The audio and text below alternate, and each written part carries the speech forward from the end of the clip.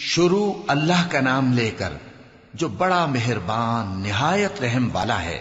الف لام میم۔ اس میں کچھ شک نہیں کہ اس کتاب کا نازل کیا جانا تمام جہانوں کے پروردگار کی طرف سے ہے۔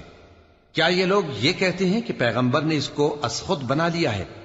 نہیں، بلکہ وہ تمہارے پروردگار کی طرف سے برحق ہے، تاکہ تم ان لوگوں کو ہدایت کرو جن کے پاس تم سے پہلے کوئی ہدایت کرنے والا نہیں آیا، تاکہ یہ رستے پر چلیں۔ اللہ ہی تو ہے جس نے آسمانوں اور زمین کو اور جو چیزیں ان دونوں میں ہیں سب کو 6 دن میں پیدا کیا، پھر عرش پر جلوہ افروز ہوا۔ اس کے سوا تمہارا نہ کوئی دوست ہے اور نہ سفارش کرنے والا۔ کیا تم نصیحت حاصل نہیں کرتے؟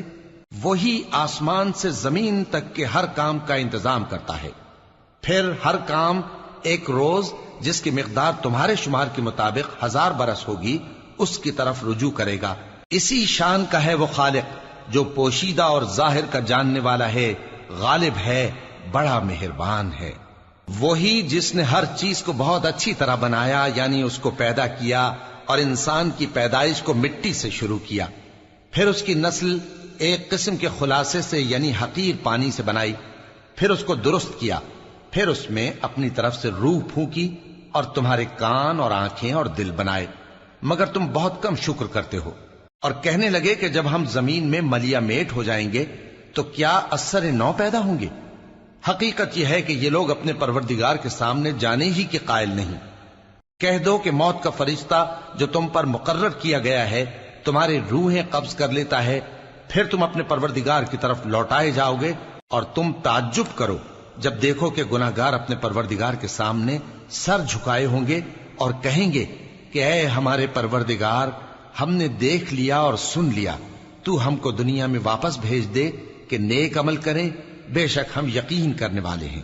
اور اگر ہم چاہتے تو ہر شخص کو ہدایت دے دیتے، لیکن میری طرف سے یہ بات قرار پا چکی ہے کہ میں دوزخ کو جنوں اور انسانوں سب سے بھر دوں گا، سو اب آگ کے مزے چکھو، اس لیے کہ تم نے اس دن کے آنے کو بھلا رکھا تھا۔ آج ہم نے بھی تمہیں بھلا دیا ہے، اور جو کام تم کرتے تھے ان کی سزا میں ہمیشہ کے عذاب کے مزے چکتے رہو۔ ہماری آیتوں پر تو وہی لوگ ایمان لاتے ہیں کہ جب ان کو ان کے ذریعے نصیحت کی جاتی ہے تو سجدے میں گر پڑتے اور اپنے پروردگار کی تعریف کے ساتھ تسبیح کرتے ہیں اور غرور نہیں کرتے۔ ان کے پہلو بچھونوں سے الگ رہتے ہیں، اس حال میں کہ وہ اپنے پروردگار کو خوف اور امید سے پکارتے اور جو کچھ ہم نے ان کو دیا ہے اس میں سے خرچ کرتے ہیں۔ سو کوئی شخص نہیں جانتا کہ ان کے لیے کیسی آنکھوں کی ٹھنڈک چھپا کر رکھی گئی ہے، یہ ان اعمال کا صلہ ہے جو وہ کرتے تھے۔ بھلا جو مومن ہو وہ اس شخص کی طرح ہو سکتا ہے جو نافرمان ہو؟ دونوں برابر نہیں ہو سکتے۔ جو لوگ ایمان لائے اور نیک عمل کرتے رہے ان کے رہنے کے لیے باغ ہیں، یہ مہمانی ان کاموں کی جزا ہے جو وہ کرتے تھے، اور جنہوں نے نافرمانی کی ان کے رہنے کے لیے دوزخ ہے، جب چاہیں گے کہ اس میں سے نکل جائیں تو اس میں لوٹا دیے جائیں گے، اور ان سے کہا جائے گا کہ جس دوزخ کے عذاب کو تم جھوٹ سمجھتے تھے اس کے مزے چکھو، اور ہم ان کو قیامت کے بڑے عذاب سے پہلے دنیا کے عذاب کا بھی مزہ چکھائیں گے، شاید وہ ہماری طرف لوٹ آئیں۔ اور اس شخص سے بڑھ کر ظالم کون جس کو اس کے پروردگار کی آیتوں سے نصیحت کی جائے تو وہ ان سے منہ پھیر لے۔ ہم گناہگاروں سے ضرور بدلہ لینے والے ہیں۔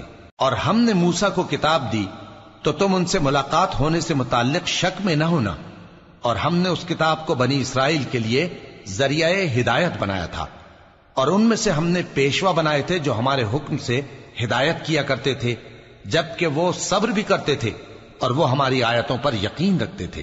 بلا شبہ تمہارا پروردگار ہی ان میں جن باتوں میں وہ اختلاف کرتے تھے قیامت کے روز فیصلہ کر دے گا۔ کیا ان کو اس امر سے ہدایت نہ ہوئی کہ ہم نے ان سے پہلے بہت سی امتوں کو جن کے رہنے کے مقامات میں یہ لوگ چلتے پھرتے ہیں ہلاک کر دیا؟ بے شک اس میں نشانیاں ہیں، تو یہ سنتے کیوں نہیں؟ کیا انہوں نے نہیں دیکھا کہ ہم بنجر زمین کی طرف پانی رواں کرتے ہیں، پھر اس سے کھیتی پیدا کرتے ہیں جس میں سے ان کے چوپائے بھی کھاتے ہیں اور یہ خود بھی کھاتے ہیں؟